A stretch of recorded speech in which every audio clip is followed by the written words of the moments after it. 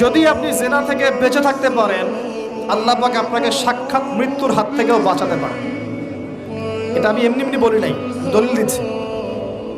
জিনা এমন একটা পাপ, যেই পাপ থেকে যদি কোনো যুবক নিজেকে বাঁচাতে পারে, আল্লাহ পাক তাকে সাক্ষাৎ মৌতের হাত থেকেও বাঁচাতে পারবে ইনশাআল্লাহ। কিভাবে? 3 বন্ধু যাচ্ছে রাস্তা দিয়ে, হঠাৎ করে ঝড়, বন্ধু 3 জন ঢুকে গেল গুহার মধ্যে। কিসের মধ্যে? গুহায়, যে পাহাড়ি এলাকায় আপনারা থাকেন যারা, গুহার মধ্যে। হঠাৎ করে পাহাড়ের পাথর দিয়ে গুহার মুখটা বন্ধ হয়ে গেল। এখন খোলার কোনো অপশন নাই। সবাই বলছে এখন 3 জন, এখন তো আমরা বের হতে পারবো না। সবাই সবার নেক আমলের ওসিলা দিয়ে আল্লাহর কাছে দোয়া করো। কিসের ওসিলা দিয়ে? নেক আমলের ওসিলা দিয়ে দোয়া করতে হয়। যে হাদিস, এই ছেলে বলছে, যুবক ছেলে, আল্লাহ আমার একজন চাচাতো বোন ছিল। কে ছিল? এই যে বয়ফ্রেন্ড গার্লফ্রেন্ড, খালাতো বোন, চাচাতো বোন। এখন তো বিচ্ছিরি অবস্থা। এখন এমন একটা অবস্থা, পশ্চিমা সভ্যতার রিপোর্টগুলো পড়ে দেখি, ভাইও বোনের সাথে জেনা করে। ওদের ওখানে নিজের আপন পিতার দ্বারাও মেয়ে সেক্সুয়াল হ্যারাসমেন্টের শিকার হয়। ওরা আমাদেরকে শেখায় এখন ভালো কোনটা মন্দ, আর আমরাও আমাদের মাথাটা কবে যে বিক্রি করে দিলাম।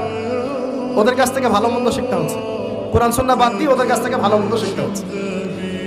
তো চাচাতো বোনকে সে খুব ভালোবাসতো, তাকে সে পেতে চাইতো, মানে তার সাথে সেক্সুয়াল সম্পর্ক করতে চাইতো। আমাকে 1000 বা 100 স্বর্ণ মুদ্রা দিতে পারো, দিনার, তাহলে আমি তোমার সাথে সেক্স করব, মানে জেনা করবো না। তো সেই ছেলে অনেক কষ্ট করে এই টাকাগুলো বা এই দিনারগুলো অর্জন করে, কামাই করে, দিন রাত পরিশ্রম করে, ঠিক আপনারা যেমন করছেন না। তো এরপর সে তার স্বর্ণ মুদ্রা দেয়, দিয়ে বলে যে এখন আমাকে আমার কাজ করতে দাও। তখন সেই মেয়ে রাজি হয়। ঠিক যে মুহূর্তে তারা সেক্সুয়াল সম্পর্কটা করবে, ঠিক ওই মুহূর্তেই এই মেয়ে বলে ওঠে, হে আল্লাহর বান্দা, আল্লাহকে ভয় কর। আমি সারা জীবন আমার সতীত্বকে ধরে রেখেছি, কাউকে দেইনি।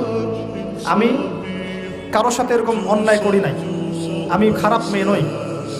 তুমি আমার ইজ্জতটা নষ্ট করো না। কে বলছে কথা? মেয়ে।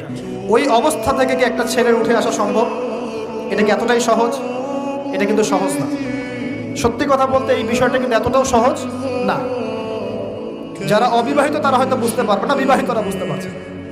তো ওই অবস্থা থেকে সেই টাকাগুলো না নিয়ে সেই স্বর্ণমুদ্রা মেয়েকে দিয়ে ওখান থেকে সেই ছেলে উঠে আসে আল্লাহর ভয়ে।